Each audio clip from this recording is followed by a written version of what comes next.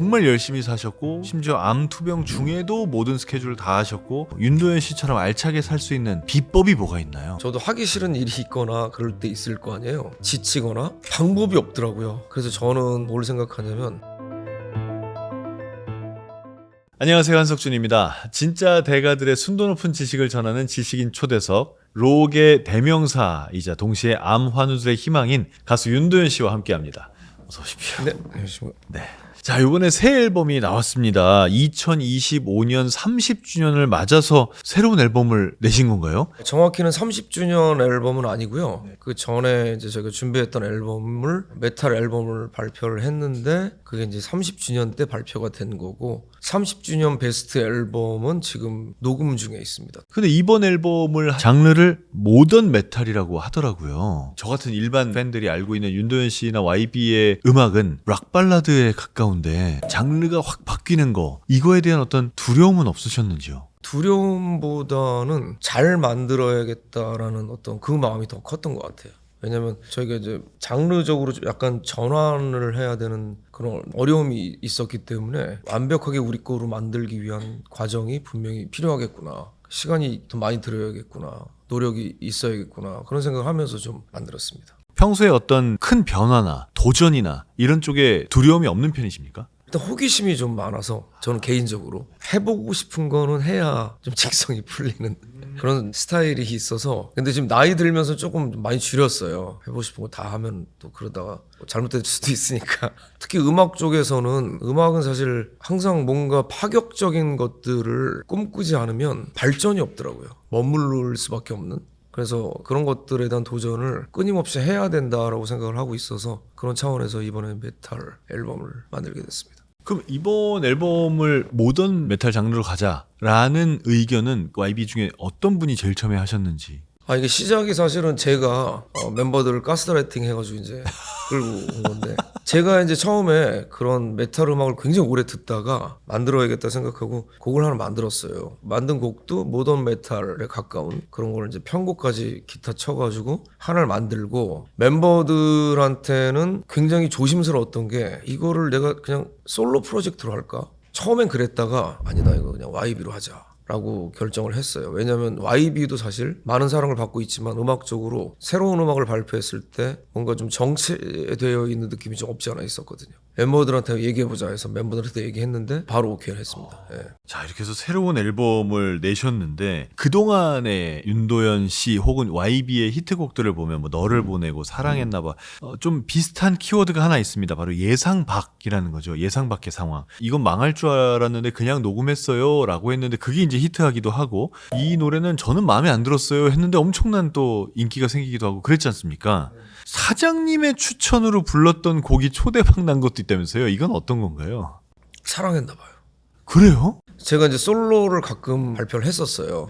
그때 이제 사랑했나봐라는 곡은 그 앨범에서 가장 마지막에 들은 곡이에요. 다른 외부 작곡가가 곡을 썼다라고 하면서 들려주셨는데 굉장히 유명하신 분이거든요. 전혜성 씨, 이승철 씨 노래도 많이 좋은 곡을 많이 만드신 분인데 전 딱 듣고 솔직히 좀 밋밋한 느낌도 있었고 그냥 좀 그랬는데 사장님이 워낙 강력하게 얘기를 하셔서 사장님은 이 노래에 꽂혔나 봐요. 왜 꽂히셨어요. 그리고 또 데모가 왔는데 일본말로 데모가 와다시 와나 뭐 이러면서 막 이게 뭐 그런 식으로 온 거예요.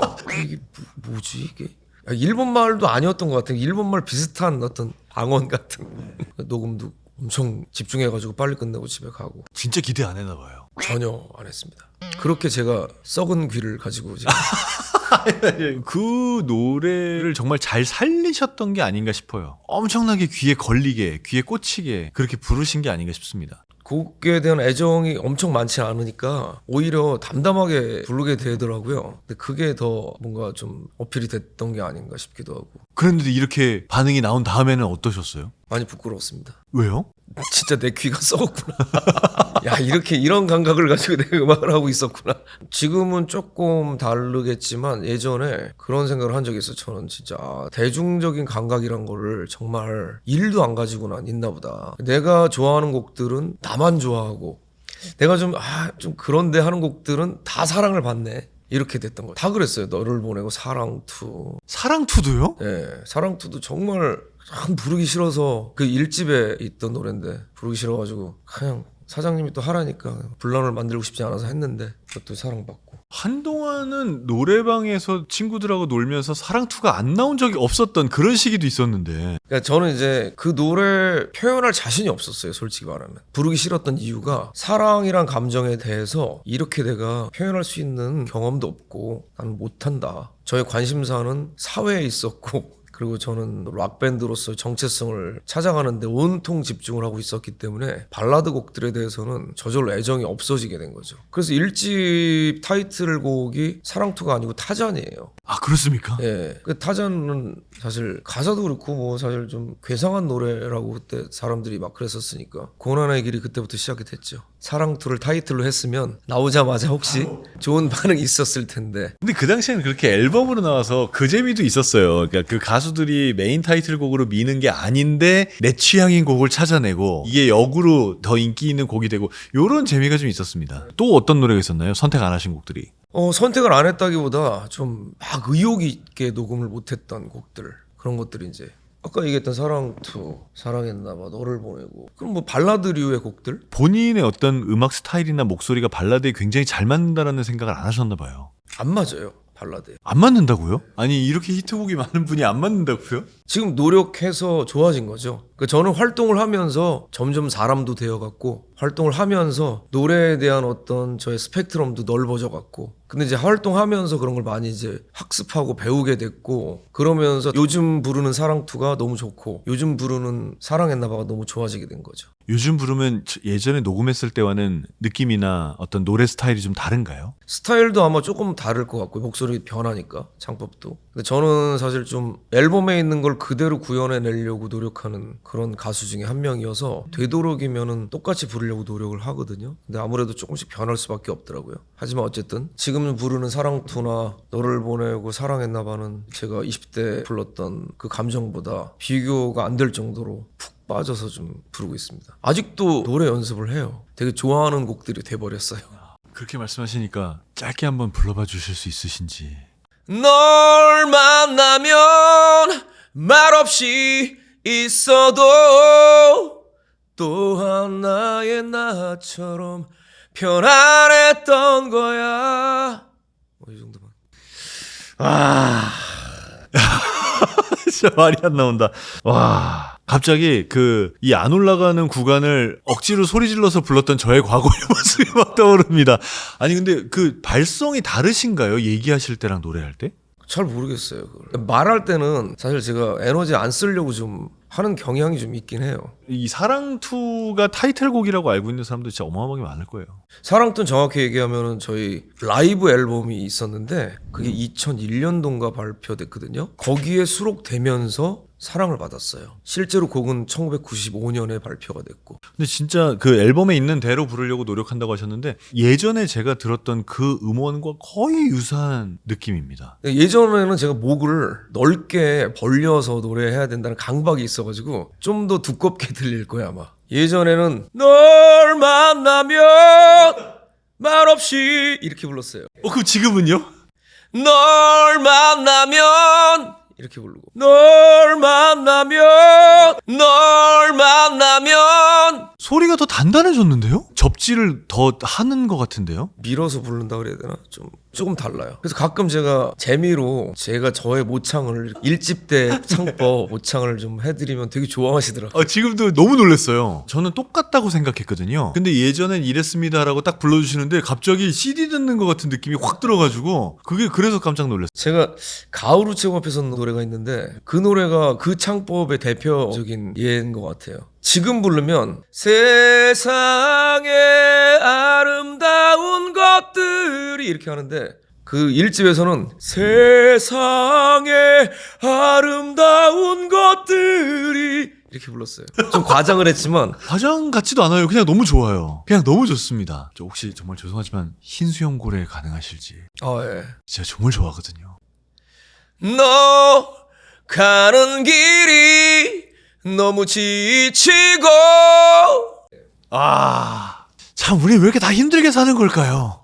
세상 편하게 사는 사람이 몇이나 되겠습니까? 힘들 때는 나만 힘든 것 같고 그래서 그 흰수염 고래한테 감동하는 사람이 그렇게 많은가 봅니다. 흰수염고래는 제가 그 나는 가수다가 끝나고 사랑받은 어떤 감사의 마음을 노래로 만들고 싶어서 만들었었거든요. 그리고 세상이란 게 항상 지금 뭐 계급이 있는 건 아니지만 권력이 있는 사람들이 있고 또 힘없는 사람들이 존재하고 흰수염고래는 뭔가 역행하는 것 같은 느낌이 들어서 고래 자체가 권력이지만 사실은 굉장히 온순하고 플랑크톤이나 뭐 크릴새우 들숨 날숨 때 들어오는 애들로 살아가는 평화로운 동물이어서 그런 것들의 또 의미를 좀 담아가지고 상징적으로 쓰게 됐었죠. 아니 그러면 이 많은 히트곡들 가운데 윤도현 씨 스스로가 가장 좋아하는 애착곡은 뭔가요? 제가 좋아하는 곡이 많이 바뀌기도 하고 유명한 곡들 말고도 좋아하는 곡들이 많은데 요즘에는 좀 박하사탕이 좀 좋고 흰수염고래도 좋고 아까 얘기했듯이 사랑투나 뭐 이런 발라드 곡들 무대에서 부를 때 너무 기분이 좋아요. 요즘에는 락도 좋지만 하지만 메탈 앨범을 냈다라는 거죠. 이제 메탈 앨범 내면 메탈 곡으로 콘서트도 하실 텐데 중간에 사랑투 가능하시겠어요? 그래서 지금 저희가 굉장히 고민 중에 빠져 있습니다. 지금 이걸 어떻게 공존할 수 있게 해야 되나. 제가 광화문 연가 뮤지컬을 지금 하고 있는데 이영훈 작곡가님의 노래들로 구성됐는데 저희가 메탈 앨범 준비하면서 온통 거기 집중되어서 그롤링하고 메탈 뮤직비디오 찍고 하다가 생각해보니까 잠깐 내일 모레 광화문 연가 공연인데 메탈 하다가 갑자기 이거 남들도 모르게 이거 하려면 이거 야 이게 매칭이거든. 그래서 제가 뮤직비디오 촬영 현장에서 갑자기 남들도 모르게 서성이다 울었지 막 이걸 막 이렇게 해야 되나? 나 어떡하지? 막 그랬었는데 좀 이게 애로사항이 좀 있긴 있습니다. 그러시겠습니다. 너무 다른 영역에 너무 다른 장르여서 그러실 것 같아요. 지금 공연을 어떻게 만들어야 되나 지금 고민 중에 있어요. 정말 그 짧게 불러주시는 가운데도 목소리가 진짜 뭐라고 표현할까요? 정말 쫙쫙 뻗어나간다고 해야 될까요? 근데 가수들하고 얘기해보면 왜 나이 들면서 낼 수 있는 제일 높은 음역대도 조금씩 낮아지고 성량도 좀 줄고 그런 얘기 많이 하지 않습니까? 그런 관리를 하시나요? 따로 하는 건 없어요. 근데 이제 뭐 저희 곡들이 목을 막 엄청 상하게 하거나 그 정도까지는 아니어서 락 발라드 하면 다들 고음을 많이 이제 생각하니까 그거에 대한 어떤 반기를 좀 들고 싶은 마음도 어릴 땐 좀 있었거든요. 락 발라드가 왜 꼭 고음을 그렇게 쉬스곤처럼 올려야만 하는가에 대한 어떤 반항심이 좀 있었어요 어릴 때. 그래서 그런 노래는 절대 안 할래 뭐 이렇게 했던 기억도 나는데 지금 돌이켜보면은 이런 곡들을 불러와서 그래도 지금도 내 목이 아직 그냥 괜찮은가 보다 뭐 이런 생각이 들기도 하고 그렇습니다. 정말 살아오시면서 매 순간순간에 시간을 낭비하지 않고 허투루 쓰지 않고 열심히 사셨다는 생각이 듭니다. 이 일에 열정이 있어서 그렇게 된 건가요? 그렇죠. 제가 이제 좋아하는 것들이 있으면은 그것을 어떻게든 실행하고 싶어 하는 마음이 있었고 그러다 보면은 시간 배분을 저도 모르게 제가 알아서 막 잘 짜는 거죠. 그래서 좋아하는 것들은 거의 다 한 번쯤은 손을 대보거나 아니면 루틴으로 만들어서 하고 있거나 그렇게 하고 있는 것 같아요. 저도 하기 싫은 일이 있거나 그럴 때 있을 거 아니에요. 아니면 뭔가 좀 지치거나 방법이 없더라고요. 아무리 제가 노력을 해도 이게 안 되는데 그래서 저는 뭘 생각하냐면 이 일을 끝낸 후에 저의 모습을 생각하는 거예요. 이 일을 끝내고 비로소 내가 하고 싶은 걸 할 수 있는 시간을 만들 수 있구나. 그 시간을 위해서 달려가자 일단. 버티자. 예를 들어서 다 비슷한 마음이실 것 같은데 너무 힘든 어떤 방송을 제가 해야 될 때 또 그거 길어지거나 막 이럴 때 끝나고 내가 보드를 타러 가야겠다. 억지로 잡는 거예요 약속을. 막 11시에 끝나더라도 가서 10분을 타더라도 타고 오자. 그래서 저만의 어떤 그런 걸 즐거운 것들을 찾아서 거기다 껴넣는 거죠. 억지로라도. 그러면서 그 시간을 이제 좀 힘든 시간을 버티는 거죠. 그래서 저는 여가 시간을 활용하는 게 진짜 중요하다고 생각하거든요. 내가 좋아하는 걸 거기서 할 수 있기 때문에 좋아하지 않는 것들을 하는 시간들도 버틸 수 있는 게 아닐까라는 생각을 좀 하게 됐습니다. 난 좀 쉬어야겠다라고 할 때는 어떻게 하십니까? 저는 여가 시간을 딱 활용하는 게 거의 정해져 있습니다. 그냥 운동 아니면 캠핑, 스케이트보드를 여전히 좋아하고 타고 있고요. 정말 열심히 사셨고 스케줄도 많으셨고 심지어 암 투병 중에도 모든 스케줄을 다 하셨고 윤도현 씨처럼 알차게 살 수 있는 비법이 뭐가 있나요? 일단 저는 장거리로 보질 않아요. 저의 인생을. 되게 짧게 일주일 단위를 끊어서 스케줄 정리할 때도 일주일 단위로 그렇게 해야 뭘 하더라고요. 너무 막 2달 있다가 이거 해야지 하면 결국에 그거 안 하게 되고 뭐 이래서 일주일에 이번 주에는 대충 스케줄을 보니 이러하니까 내가 운동할 수 있는 시간이 여기 있겠구나. 그리고 캠핑은 이번 주에는 못 가겠다. 걸으자. 그러면 캠핑을 못 가는 대신 동네 뒷산이라도 올라갔다 오자. 그걸 막 속된 말로 쥐어짜서 하는 거예요, 이거를. 근데 그 쥐어짜는 그 계획을 짜는 게 즐거운 거죠. 그리고 항상 제가 그게 얼마나 했는지 리뷰를 해야 되기 때문에 다 적어놔요. 예를 들어서 오늘은 제가 어젯밤에 생각한 게 아침에 일어나서 30분은 뛰자. 그래서 30분 뛰었거든요. 뛴 거를 이제 기록을 해놓고 그래서 그걸 통계를 봐야 돼요. 내가 얼마나 잘 지키고 있는지. 엄청 계획적인 사람이시군요. 그런 데서만. 그래서 이렇게 보고 지난주에 내가 이거밖에 못했어? 그럼 이번 주에는 이제 분발해야겠다 하면서 좀 하고 그런 식으로 그냥 일주일 단위로 좀 짜서 하는 편입니다. 그 일주일 단위로 하면은 내가 지낸 일주일이 확 눈에 들어오기 때문에 조금 더 반성이 되겠네요. 그렇죠. 일기를 쓰듯이 야, 내가 일주일 동안 이렇게 했구나. 이번 주엔 이렇게 해야지. 밸런스를 계속 맞춰가는 거죠. 인생이 짧다라고 말하는 사람도 있고 인생 길다라고 말하는 사람도 있잖아요. 이거에 대해서는 어떤 쪽으로 더 기우세요, 마음이? 인생은 짧고 길고 다 되는 것 같은데 뭐 다 똑같지 않을까. 제가 원하는 것들 해나가는데 그걸 하다 보면 왜 이렇게 시간이 빨리 가나 싶고, 인생이 길다라고 생각하는 경우는 무력하고 의지가 없을 때 왜 이렇게 힘든 시간을 보낼 때는 시간이 안 가고 그런 것 같습니다. 그래서 사실 저는 제 인생을 항상 밸런스라는 거에 초점을 좀 맞추거든요. 밸런스를 잘 맞추자. 그러다 보면은 길게 느껴질 때, 짧게 느껴질 때 요것들이 계속 왔다 갔다 하는 것 같아요, 살면서. 그걸 좀 길게 느껴질 때는 짧게 느껴질 수 있도록 노력하고, 짧게 느껴질 때는 잘 즐기고, 길게 느껴질 때 좀 버티고, 뭐 이런 식으로 계속 살아왔던 것 같아요. 밸런스를 좀 잘 맞추는 거. 그 노래 관리는 혹시 하십니까? 뭐 이런 건 하지 말아야지라든지 뭐 이런 거는 좀 더 챙겨 먹어야 된다든지 이런 건 있나요? 술을 꼬박꼬박 먹나요? 먹으면은 예? 꼬박꼬박 먹나요?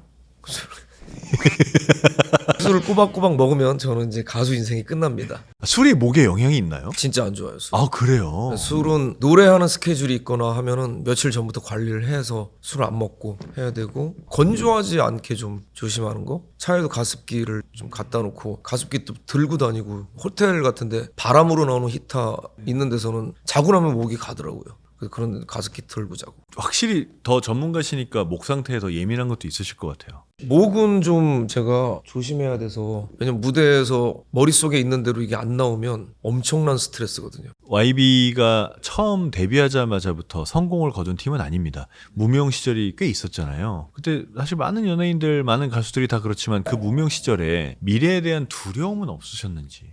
있죠. 어떻게 극복을 했다라기보다 제가 원하는 어떤 그런 그림들이 있을 거 아니에요. 미래에 대한 그 그림 그리기를 포기 안 했던 것 같아요. 계속 그냥 지금 안 돼도 깜깜해도 그래도 저기 어딘가에 있겠지. 내가 원하는 그 지점에 가까이 갈 수 있겠지. 그냥 그런 마음으로 계속 했던 것 같아요. 정말 버티기군요. 진짜 있는지 없는지도 모르는 그 희망을 찾아서 버티신 거네요. 그렇죠. 근데 그걸 혼자도 아니고 팀을 끌고 하시는 거잖아요. 근데 이제 이게 되게 역설적이지만 팀이 있었기 때문에 오히려 버텼던 것 같아요. 만약에 저 혼자 했으면 벌써 포기하지 않았을까 그런 생각이 들고, 그러니까 멤버들한테 오히려 그런 의지를 더 보았고, 그래서 참 제가 행운의 사나이다 이런 얘기를 할 때도 많고요. 물론 좀 문제도 많았어요. 멤버들끼리 싸움도 많이 하고 성향이 다른 것 때문에 그럴 수도 있고, 그렇지만 이제 그런 것들 다 과정을 겪고 나서 지금 이제 요즘에는 진짜 우리가 한 곳을 바라보면서 가는 느낌이 들어서, 예전에 그 선배들이 밴드는 한 10년은 해야 애들이 무슨 밴드를 뭐 알겠어 뭐 이런 얘기를 했던 적이 있었거든요. 근데 진짜 지금 30년 하니까 이제 비로소 좀 뭔가 밴드 하는 맛을 더 느끼고 좀 재미를 찾은 것 같아요. 세상 살아가면서 느껴지는 가장 큰 행복 중에 하나가 내가 추구하는 무언가를 함께하는 사람들, 이런 관점에서 볼 때는 밴드를 하시는 윤도현 씨야말로 세상에서 제일 행복한 사람이지 않나 싶어요. 저도 좀 굉장히 감사하고 행복하게 생각하고 있습니다. 하지만 계속 얘기하지만 진짜 바람 앞에 촛불처럼 언제 뭐가 닥칠지 모릅니다. 그래도 요즘은 안 싸우시죠? 아니요, 싸웁니다. 아, 싸워요? 아직도? 뭘로 싸웁니까? 예전보다는 줄었어요. 줄긴 줄었어요. 늙어서 줄은 거죠, 그냥 그거는. 그냥 이게 귀찮은 거예요. 싸우는 것도 귀찮아. 싸우려다가 근데 그냥 넘어가자. 이제 받아들이는 거죠. 어떤 집단에서 내 마음에 드는 대로 우리가 할 수 있을까? 받아들이고 이제 이렇게 좋은 점을 더 많이 찾아보면서 같이 이제 걸어가는 거죠. 진짜 함께 걸어간다라는 그 말이 딱 맞네요. 국민 락커라고 불릴 정도의 가수가 되셨잖아요. 스스로의 가수, 아티스트로서의 인생은 성공적이라고 보십니까? 저는 성공적이죠. 뭐 억지 겸손이 아니고 세상에 음악을 하는 사람들이 얼마나 많고 저보다 뛰어난 뮤지션들은 정말 많습니다. 저는 그 중에서 운이 좋아서 선택을 받은 것 같고 선택을 받게 되면서 책임감을 갖고 사명감이 생기면서 더 열심히 했던 것 같고 그 제가 아까 얘기한 것처럼 활동하면서 점점 사람이 되어갔고 활동을 하면서 음악성도 정체성을 찾아갔고 음악적으로도 더 성장을 한 것 같고 그래서 저는 너무 감사하고 성공한 사람이라고 생각하고 있고 그리고 그와 반대로 더 큰 꿈들을 꾸게 됐고 아직도 저는 하고 싶은 게 많습니다. 그럼 그 관점에서 남은 인생에 어떤 가수로 기억되고 싶으세요? 저는 늘 제가 안아줄게 노래한 것처럼 항상 같은 자리에서 기다리고 있을게 약속할게 뭐 그런 것처럼 늘 우리 일상 속에 있었던 음악인 정말 영광스러울 것 같습니다. 늘 그 자리에서. 그게 쉽지가 않거든요. 정말 제일 어려운 거죠. 쉬고 싶을 때도 있고 한번 확 없어졌다가 짠하고 나타나고 싶은 마음도 있고 그랬는데 그런 적이 한 번도 없이 30년을 한 제 자신에게 가끔은 좀 박수를 치고 싶은 마음도 좀 그래서 그런 가수로 기억되면 좋겠어요. 이건 저희가 공통적으로 드리는 질문, 마지막 질문인데요. 지식이라고도 할 수 있고 능력이라고도 할 수 있고 이 세상을 살면서 딱 하나의 지식을 가장 중요하게 먼저 배워야 된다면 뭘까요? 저는 오늘 이야기 중에 계속 얘기했던 건데 감사라는 걸 빨리 찾기. 그 감사를 누가 빨리 찾느냐에 따라서 그 사람이 행복의 어떤 척도가 달라질 것 같아요. 감사함을 빨리 찾아라. 감사할 일은 누구에게나 있다. 누구에게나 있습니다. 정말 많아요. 감사할 일이. 오늘 이렇게 시간 내주시고 저희가 감사합니다. 감사합니다. 말씀해주신 좋은 것들이 더 많은 사람들에게 영향을 미치길 진심으로 바랍니다. 자, 오늘 국민 락커 윤도현 씨와 함께한 시간이었습니다. 여러분 모두 주변을 둘러보시고 감사함을 하나라도 찾아보시기 바랍니다. 자, 오늘도 시청해주셔서 감사합니다.